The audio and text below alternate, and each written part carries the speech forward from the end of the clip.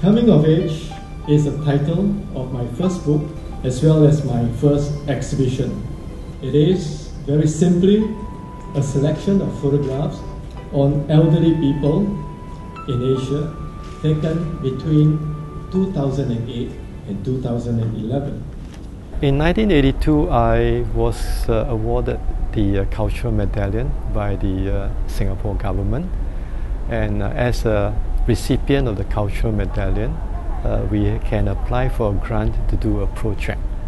So Coming of Age is a project that I have worked on using the grant from the National Arts Council of Singapore.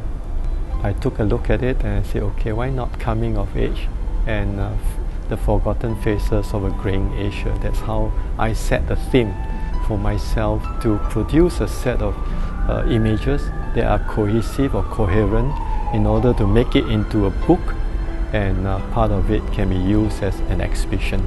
The message I want to deliver is what it sticks to the main theme, is to say there's this aging issue that we have got to pay attention to. I'll be 67 next month, so that I think I can relate to them.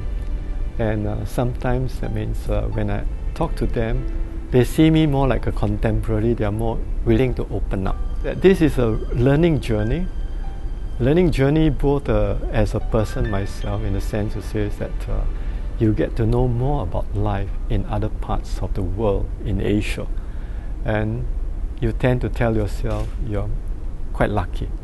Right? We still have a family to go back to. We still have don't have to beg for a living, and we are still quite comfortable and healthy. So actually I wanted to tell you this one is to say that this old lady is quite lucky in the sense that even though she's on wheelchair, the granddaughter pushed her out for the sunshine, because that was at the end of the day in China, which is quite cold. So that's why I say some are lucky. Some has got to stay in the home like this one. This one actually they are allocated room in Singapore. So he is one of the beneficiary of the Silver Tribute Fund in Singapore. So is this one. Now this one has got a story I can tell you, is that this man, Mr. Tan, I think currently he's 64 years old. He's got some mental deficiency.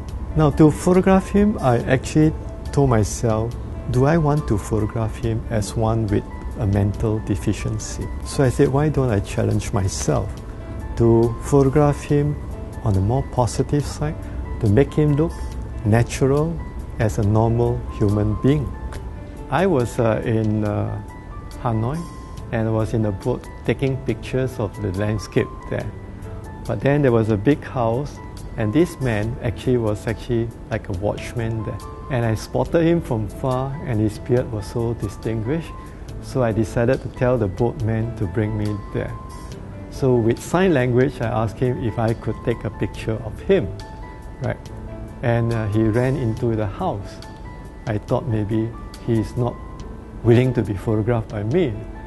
But the next thing, before I could turn away, I asked the boatman to turn away. He came on with his nicer dress, like a jacket. And then he proudly posed for me. So that's how I find this picture very interesting.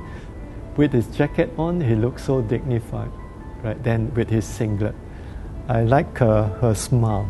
You look at her mouth here, the wrinkles along here. This portion actually creates that kind of interest to the viewer. She has got a very chubby smile that is quite, what can I say, captivating.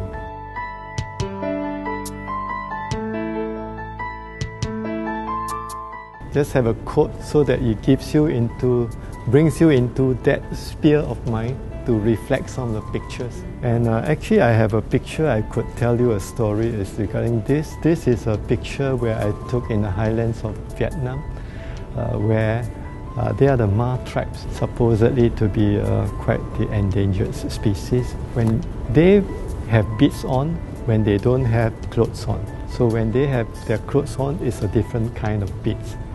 So when I asked them to put on the their attire. They got this bead on, but these sisters of her forgot to wear the bead. So as she was turning her back to go into the room to take the beads to put on for us to photograph two of them together, I suddenly realized that there was a contrast, one front and one back. So I quickly released the shutter and produced this shot, which I'm quite pleased with it because it's a split-second shot, and how a lady of this age, she still have a nice flock of hair, if you look, except the color is white. The facial expression is a bit of a surprise because she heard the sound of the shutter, so she was thinking, my sister wasn't ready, why are you clicking away, is it? So that's why the expression is that split second. This picture actually was taken at the opening of the photography festival in Jinan, China. And the gentleman on this, what they call card here, actually is the president of the American Professional Photographers Association. So this man's supposed to pull him along to symbolically to say that the exhibition is open. So he was quite puzzled because he said never in his life he has got so many people taking a picture of him. So with that puzzled expression, I quickly got hold of him. This is a background to tell you, give you a sense of the place, give you a sense of what is happening, but the main focus, the light will help me to illuminate this portion to show you the facial expression of the man or the subject that I want to focus on. Personally, this project was a coming of age for me as well. As I developed a clearer understanding of my subjects, all of whom were strangers to me, I empathized with them. I felt a strong compassion as many were destitute. Work-wise, I pushed myself to the limit to produce these 83 coherent pictures for my book, and today I'm presenting about 50 of them for your viewing pleasure. But the experience was very satisfying as the pictures do tell the story, and I hope that these images will move you as much as they have moved me. I would like to dedicate this project to my father, who gave me a camera, and that gave me the first steps to become a photographic artist.